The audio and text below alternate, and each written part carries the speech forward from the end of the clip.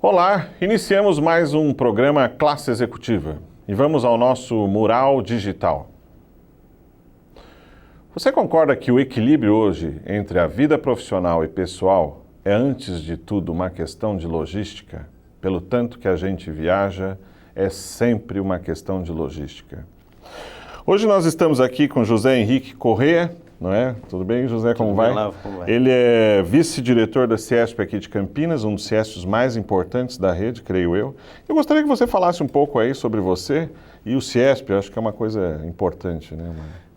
Tudo bem, Olavo. Eu gostaria de dizer assim que a minha família é da região. A minha mãe aqui, a família dela é de Elias Falso, que é vizinho de Indaiatuba. Sim. Né? Indaiatuba é a capital para Elias Falso, não é nem mais tanto Campinas, né? E meu pai é de São Paulo e nas andanças que meu pai teve profissionalmente, eu acabei nascendo em Botucatu. Botucatu. E nós viemos para Campinas em 73, porque eu sou caçula de 5 irmãos e na época já tinha aquela busca de escolas, faculdades, né? Então, Campinas acabou sendo a opção que a gente tomou. E vindo para Campinas, a gente passa a viver numa cidade que na época, né, até hoje é a segunda cidade do estado, se bem que Guarulhos já é maior que Campinas, mas sempre existiu essa referência de Campinas.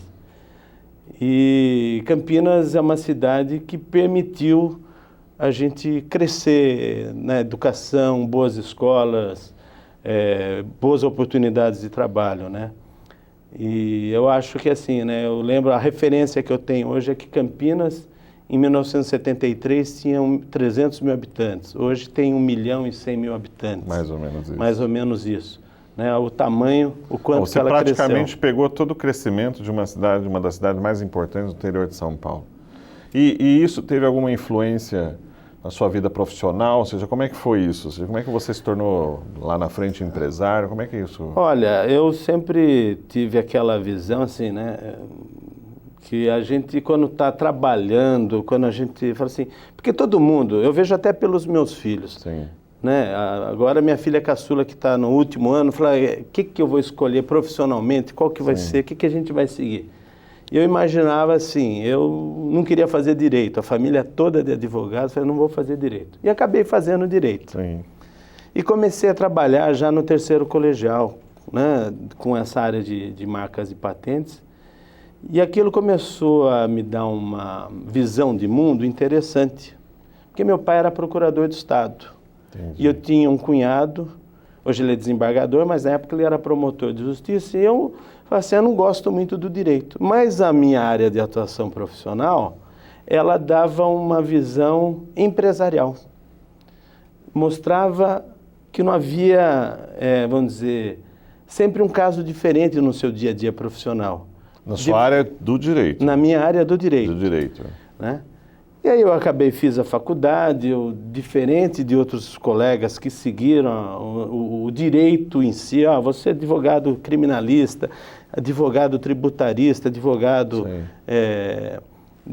especialista em direito de família. Não, eu fui trabalhar nessa área de propriedade industrial. Entendi. E aí chegou um determinado momento da minha vida que eu comecei a buscar algo além daquilo que estava dentro dos limites da faculdade. Eu queria ampliar o mundo. Eu não queria ficar dentro da UAB. E aí, em 1991, eu vi uma reportagem no jornal que não existe mais em Campinas, chamado Diário do Povo, e que falava assim, criado em Campinas o Gênesis, o grupo de jovens empresários de Campinas e região. E eu vi a foto dos fundadores, eu falei, puxa vida, olha, tem aqui fulano, ciclano, que é meu cliente, e esses daqui são meus amigos de colegial. E eu me identifiquei, falei assim, eu quero fazer parte disso. E fui atrás. Só voltar um pouquinho, Zé Henrique, na questão da propriedade intelectual. Isso é na área do direito, isso é nicho. Nicho, exato. Uma pessoa que trabalha com isso é nicho. Por que você foi para um nicho? Ou seja, por que você foi se especializar na área de propriedade intelectual, patentes? Na época... Até seria interessante você explicar um pouco o que é esse setor dentro do direito, e aí a gente fala um pouco. eu tinha 17 anos e meu ex-sócio, que é meu irmão mais velho, ele trabalhou em São Paulo num escritório. Sim. E aí ele percebeu que Campinas tinha um mercado, só tinha 2 empresas trabalhando em Campinas na época. Falei, vou para Campinas. Empresas que você fala são Escritórios especialistas em marcas e nisso, patentes. Escritórios de advocacia. Exato. Na época eles nem eram advocacia, eram despachantes mesmo. Ok. Né? Tem muito despachante no mercado que trabalha não no sentido mais de venda do que assessoramento como a empresa merece ter. Aí, quando ele veio para Campinas, eu estava começando, eu já havia decidido que eu ia fazer faculdade de Direito, e aí eu comecei a trabalhar nesse mercado de propriedade intelectual, que é o que é industrial, que você cuida do registro das marcas e patentes das empresas, dos contratos de transferência de tecnologia, Entendi. da questão de direitos autorais. Então, você tem grandes empresas hoje nós temos a maior cervejaria do mundo, então a marca dela tem que ser registrada para bebida. Nos países onde ela tem atuação, Entendi. aquela marca é registrada. Isso é marca. Agora, patente é uma inovação tecnológica. Quando o Santos, vamos dizer, o Graham Bell inventou o telefone, ele entrou com um pedido de patente no escritório de patentes de Nova York. Um dia depois, uma pessoa em Chicago entrou também com um pedido de patente. Só que aquele que entrou primeiro conseguiu a exclusividade e ficou rico. Hoje a gente tem no mundo todo, né, as pessoas que vão desenvolvendo produtos e inovações, aí eu faço isso, eu faço esse registro com a proteção. Entendi. E aí tem os contratos de licenças, franquias, olha. E você chegou nesse setor por uma indicação de um colega, alguma coisa? Foi por causa do meu irmão. Entendi. Na época que ele veio de São Paulo, eu comecei junto com ele. Nós começamos nós dois a fazer esse trabalho. Né? Ele já era advogado formado e eu começando a faculdade. E como é que você migrou para entrar no CIESP? Ou seja, por que entrar no CIESP? Você estava falando do Gênesis? Sim, eu estava falando do Gênesis. O Gênesis é o grupo de jovens. Certo. Então, na época eu era jovem. Hoje eu tenho 51. Tá certo. Né? Eu tinha 28 anos e eu estava buscando uma tribo diferente. Entendi. A tribo que eu buscava? Eu buscava a tribo do empreendedorismo, a tribo de você buscar algo, de você fazer a diferença como pessoa e como empresário. Entendi. Isso que ano era? 1991. 91. 91. Início da década. Início da década. Ou seja, estava naquela saída assim, que eu terminei a faculdade em 86, 87, 4 anos de você buscar uma acomodação no mercado, e aí eu falo assim, agora eu quero crescer, eu quero explodir. Né? Então fica aquela mensagem até para o telespectador que está começando a sua empresa, que está na faculdade, ou que está de alguma maneira ou outra querendo buscar um espaço. Porque a gente vê muito que quando você está você começou a trabalhar, você tem alguns sonhos. Né? E se você trabalhar bem, você vai conseguir materializar esses sonhos. Nós queremos ser bem-sucedidos, nós queremos ganhar dinheiro, nós queremos poder usufruir esse dinheiro que nós vamos ganhar, claro. E nós queremos ser alguém, alguma referência. Né? Algumas pessoas são mais tímidas ou não, mas nós buscamos até sermos formadores de opinião. E esse grupo de jovens, que o Gênesis nasceu dentro do CIESP, okay. Ele foi criado para a sucessão do CIESP de Campinas. Entendi. Então, criou-se essa primeira e segunda geração de líderes, de jovens empresários do CIESP Campinas, em 91 até 2000, ele foi muito rico de pessoas. Nós tivemos pessoas, todos aqueles que saíram das diretorias da presidência, tiveram uma trilha empresarial, entidária muito forte. No Gênesis. No Gênesis e depois para o CIESP. Para o CIESP. Exato. E o que você acha, o que efetivamente foi a contribuição dessas entidades, né, que é uma entidade de classe, né? Ou seja, para a formação desse empreendedor, desse empresário, desse executivo? Olha, eu acho que você tem algum caso para nos contar? Olha, eu tenho muitas histórias, tenho muitos casos, mas assim, eu acho que você participar de uma entidade como o CIESP, ele é muito melhor até que um MBA. E o melhor de tudo, você não tem que fazer TCC. Você não tem lição de casa, né? No sentido que você tem que se debruçar, mas você vai ter uma... esse trabalho permite que a gente...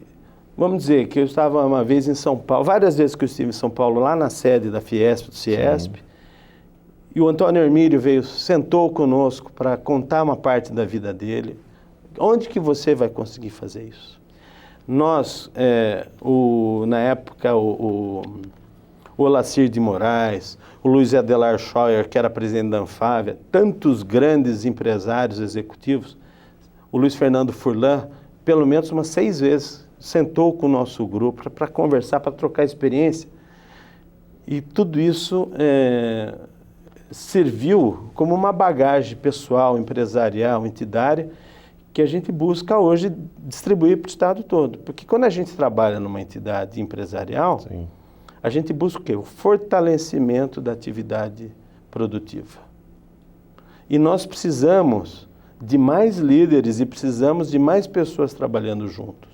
E quando a gente consegue isso, a gente tem uma força. Se você pegar aqui em Indaiatuba, nós temos uma diretoria regional de Indaiatuba, sim, que é o Gonçalves, o Gonça, né, que é o diretor. A gente tem aí o Daniel, da empresa aqui também de Indaiatuba, que eles são diretores, que tem um trabalho que a gente vê assim, a pujança do crescimento industrial, que o eixo Campinas-Sorocaba, Indaiatuba no meio, está tendo, com grandes empresas se instalando aqui, você precisa de lideranças empresariais. E a entidade ajuda o empresário que está buscando, às vezes ele está precisando de cliente. Lógico que a gente não quer que a pessoa venha só para tirar pedido, arrumar cliente, mas claro, ele vai conquistar clientes. Mas ele pode ter um apoio político em prefeitura, em estados, em secretarias da Fazenda, Secretaria da Receita Federal. Ele vai ter apoio num contato de benchmarking, ele vai ter toda uma relação que a entidade ajuda a criar. Mas você não acha que esses resultados que as entidades dão dependem muito do perfil das pessoas e da região onde ela está? Por exemplo, você pega às vezes um CIESP como de Campinas, obviamente São Paulo, né? Cidades que são importantes, Indaiatuba, Sorocaba, você vê que você tem uma atuação bem efetiva, sim, não é? Mas, de repente, uma cidade menor, ela tem um problema... Nós temos hoje, assim, você falou no começo da entrevista que o CIESP Campinas realmente é o segundo maior do estado. Sim. O maior é a sede em São Paulo. Sim. E hoje nós somos maiores até que a Distrital Sul, da Zona Sul de São Paulo, que são... Você imagina o seguinte, que lá são 400 empresas associadas de grande porte. Aqui em Campinas nós temos umas 30, 40. Olha só a diferença. Mas em número de associados nós já passamos. E nós temos também diretorias regionais que são pequenas. Nós temos aqui na região metropolitana Santa Bárbara do Oeste, que é uma regional, municipal, uma diretoria municipal. Americana, são 3 municípios. Americana, Nova Odessa e Cosmópolis. Tem Matão, que também são 3 ou 4 municípios. Aí você pega Presidente Prudente, que são 130 municípios que fazem a região, mas eles não têm uma grande base industrial nessa base territorial, né? Então, o que acontece? O Presidente Prudente, ela tem uma atuação muito aquém com 130 municípios, do que em Indaiatuba, que tem 8 municípios, né? Então, assim, e vai também daquela coisa da pessoa. Se a pessoa é muito tímida, ela vai ter um pouco de dificuldade de expansão. Mas se a pessoa é um pouco mais solta, ela consegue trazer mais empresários, entendi, consegue agregar, né? Então, isso é gostoso, é um trabalho, entendi, muito bom que a gente vê. Bom, estamos falando aqui com José Henrique Toledo Correia, além de empresário, presidente da Gênese, diretor estadual do Núcleo de Jovens Empreendedores do CIESP de Campinas. Nós vamos fazer um pequeno intervalo e voltamos já.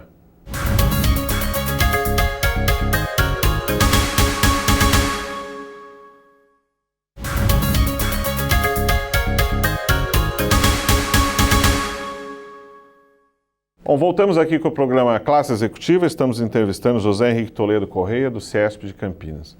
José, eu gostaria que você falasse um pouco aí da sua trajetória, como é que foi isso, chegar no CIESP? É aquilo que eu estava contando. Eu comecei no grupo de jovens em 91, fiquei nesse grupo em Campinas, acho que até 2000, 2002, mais ou menos. Já praticamente 10 anos. 10 anos, né? Como atuante. Fui muito atuante, gostei muito, foi um diferencial na minha vida. Entendi. Até falo, eu casei em 93 e tive padrinhos, amigos que até hoje, né, perduram desde aquela época. E daí, na época do Gênese, o que nós passamos? Passamos a ter, o nosso objetivo era chegar no grupo estadual do CIESP, Entendi. que era o GPJE. Então, né, mas cada um tinha a sua vez, eu era o quarto da fila. Tinha o Juan, que era o primeiro, o segundo era o Alexandre Serpa, o Juan Queiroz, que foi presidente da Apex. Sim. Depois nós tivemos o Rui Rabelo, que foi secretário municipal de Campinas, e eu era o quarto da fila, vamos dizer. Depois vinha. Né?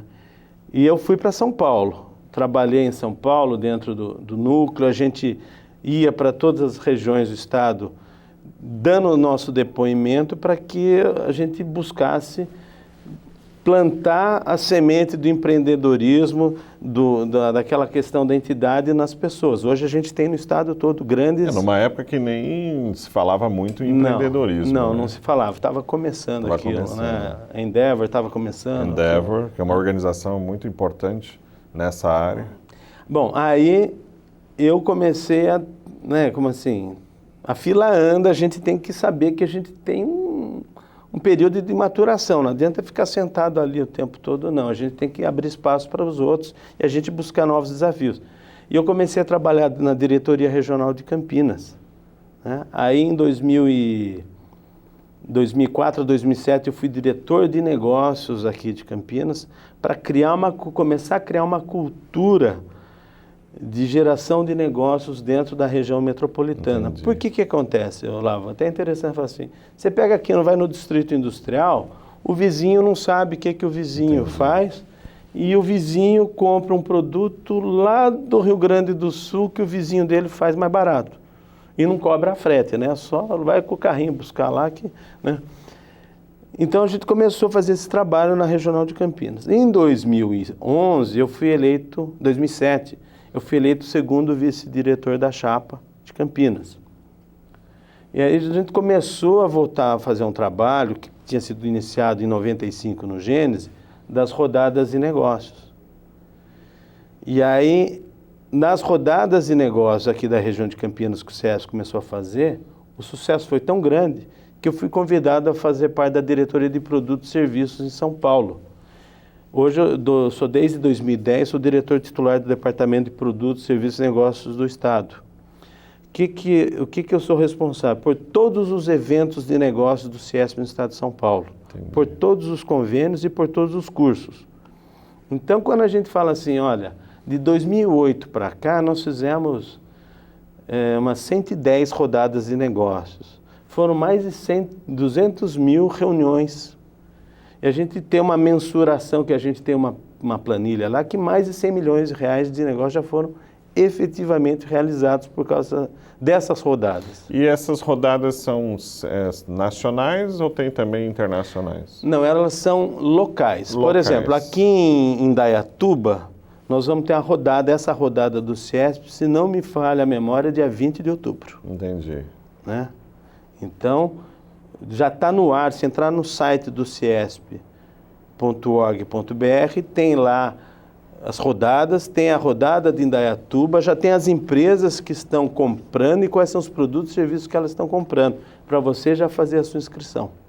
Né? Aliás, só um parênteses, claro. Na gestão anterior do prefeito de Indaiatuba, em nós estamos em 2015, acho que em 2011, eu não lembro. Até hoje, a maior rodada de negócios do estado foi feita aqui em Indaiatuba, no clube, Entendi. No Indaiatubano.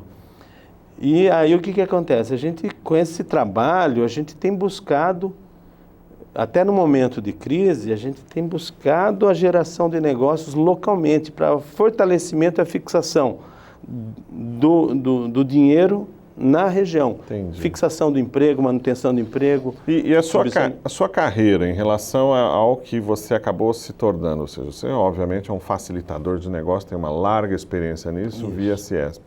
Participar dessas representações no início, né? Ou seja, Gênese, jovens empreendedores, qual é a contribuição que isso te deu para hoje estar numa posição mais sênior, mais madura? Olha, muito mais, hoje você praticamente, eu brinco muito, falo assim, que em algum momento você se torna professor de uma série de pessoas que foram como você era. Não é? Quase um PhD sem o TCC. Sei. E aí? Eu acho que isso é muito gostoso, muito bacana, porque nesses anos todos, os grupos de empreendedores, Campinas foi muito forte nos anos 90. Depois teve Jundiaí, Sorocaba, hoje a Americana está muito forte. E você participou de todos esses? Nós, de uma maneira ou de outra, a gente participou. Entendi. Eu participei mais na época, até no final dos anos 90, em Jundiaí, que era muito forte lá. E a gente viaja o estado dando palestra, dando depoimento, trocando experiência. Isso é muito gratificante. E qual que é a característica que você acha, ou as características que você acha mais importante para um empreendedor brasileiro? Ou seja, aquilo, mas assim, não é para ele ter, aquilo que você já constatou, olha, o empreendedor brasileiro ele tem essas vantagens. O empreendedor brasileiro, ele não desanima. Não. Ele vai até o fim, né? O buraco, você não está enxergando a luz, mas você vai continuar cavocando, porque eu sei que eu vou chegar. Em algum lugar eu vou sair. Sim. Eu acho que a gente mas ele é muito reclamão ou não? Não é que ele é reclamão. Eu acho que a gente tem uma carga tributária que ela é injusta. Sim.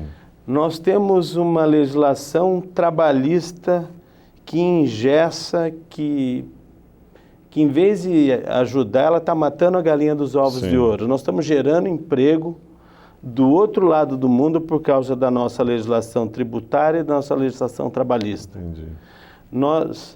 A partir do momento que você vê um empresário que deixa de pagar imposto, que deixa de fazer alguns pagamentos, não porque ele está sendo desonesto, mas por causa da dificuldade que ele enfrenta, e ele põe todo o capital dele, põe o trabalho, e você vê os funcionários, a equipe dele, não os funcionários, mas os colaboradores vivendo, sabendo do potencial e o cara morrendo na praia, eu acho que é muito injusto falar que ele é chorão. Entendi.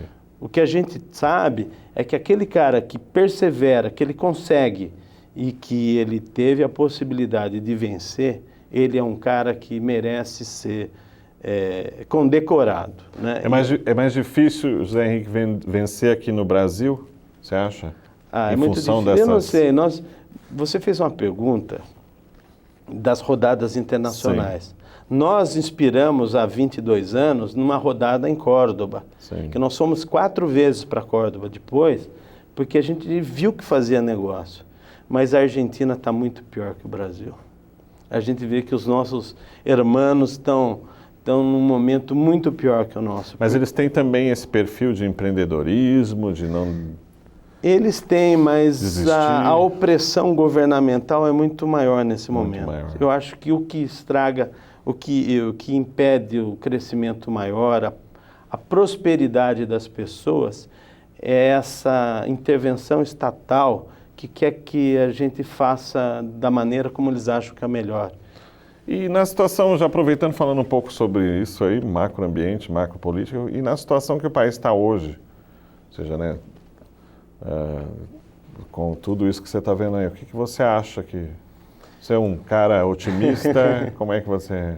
Olha... Ou o que você vê aí no mercado, né? Não precisa ser uma coisa, só uma opinião pessoal. Nós estamos num momento muito ruim, muito ruim.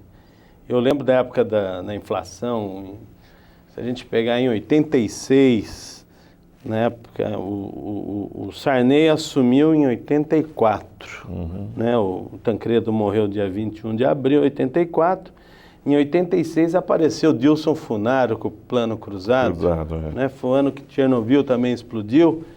E a gente ficava, o que vai ser da gente? Essa nuvem radioativa vai chegar aqui, vai para lá e para cá, e a gente aqui no meio, no Brasil, e não tinha carne bovina, a gente só comia frango, comprava carne com ajo, não tinha cerveja, e aquele controle, nós ficamos quantos anos naquela coisa que foi, aí veio o Collor, aí o Itamar Franco assumiu, aí veio o Plano Real. Aí no grande momento que teve, né, do Plano Real, a eleição do Fernando Henrique, o Brasil, ele teve um problema, que é um problema que perdura até hoje. O governante não consegue fazer a reforma política que tem que ser feita para que o Brasil pegue o trilho da educação, né, do Estado pegar o trilho daquilo que é básico, tem que ter saúde, educação, transporte, infraestrutura, mais nada. O Brasil poderia ser o que a Coreia hoje é. Em 89, depois da Olimpíada de Seul, a Coreia quebrou.